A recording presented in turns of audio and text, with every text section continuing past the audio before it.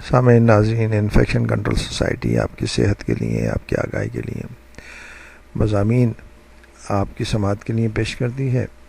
آپ کا میزبان ڈاکٹر حسن نواب آپ کی خدمت میں حاضر ہے۔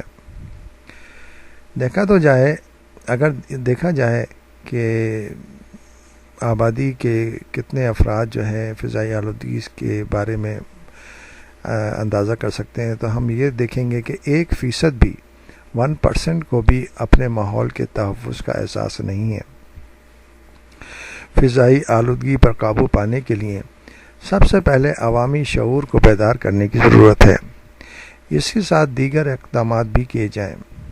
فضائی آلودگی کم کرنے کا سب سے مؤثر اور آسان ذریعہ شجر کاری ہے، درخت لگانا۔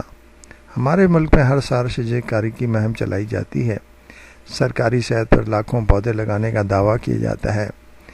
کئی اشروں سے یہ دعوے سامنے آ رہے ہیں۔ اس لحاظ سے ملک میں اب تک کروڑوں درخت لگ جانے چاہیے تھے، مگر زمینی حقائق اس کے برعکس ہیں۔ گزشتہ دنوں کراچی میں شارع فیصل اور دیگر اہم شاہراہوں پر لگے درخت کچھ سرکاری اداروں کے اہلکاروں نے بے دردی سے کاٹ دیے تھے تاکہ وہاں لگے ہوئے سائن بورڈ نمایاں ہو جائیں۔ بڑے شہروں میں گاڑیوں کی تعداد دن بدن بڑھتی جا رہی ہے اور ساتھ ساتھ ٹریفک کے مسائل میں بھی اضافہ ہو رہا ہے، مگر تشویشناک امر یہ ہے کہ متعلقہ سرکاری محکمے گاڑیوں کی فٹنس پر توجہ دینے میں ناکام رہے ہیں۔ سڑکوں پر 50 سال پرانی گاڑیاں چل رہی ہیں۔ دھواں چھوڑنے والی گاڑیوں کو کوئی پکڑ دھکڑ نہیں۔ ٹرانسپورٹ کے نظام میں پائی جانے والی خرابیوں کے باعث لوگوں میں اپنی ذاتی گاڑی رکھنے کا رجحان بڑھتا جا رہا ہے۔ اس قدر گاڑیوں کی تعداد بڑھ گئی ہے کہ اگر ٹرانسپورٹ کا ایک مؤثر نظام قائم کر دیا جائے تو ذاتی گاڑی رکھنے کے رجحان میں کمی آ سکتی ہے۔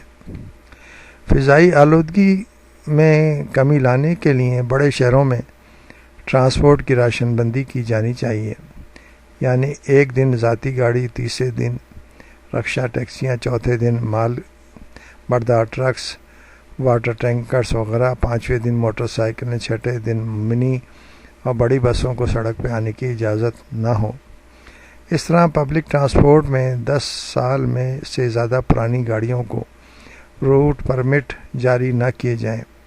شہری حدود میں موجود صنعتوں کو بھی نئے صنعتی زون بنا کر بتدریج وہاں منتقل کیا جائے۔ فیکٹری ورکرز کی رہائش کا بھی انہی علاقوں میں انتظام ہونا چاہیے تاکہ آمد و رفت کے مسائل پیدا نہ ہوں۔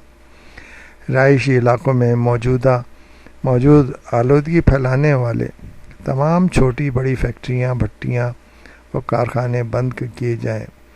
شہروں میں موجود کچرے کو بھی ہنگامی طور پر محفوظ طریقے سے ٹھکانے لگانے کی ضرورت ہے۔ اسی طرح سڑک کے اوپر اسٹریٹ فوڈ کی دکانوں کو بھی بند کیا جانا چاہیے یا پھر ان کے لیے متبادل جگہیں بنا دی جائیں جہاں پر وہ کام کر سکتے ہیں، کاروبار کر سکیں، اور ان کے لیے بھی ضروری ہے کہ وہ ایسے طریقے استعمال کریں کہ فضائی آلودگی نہ ہو۔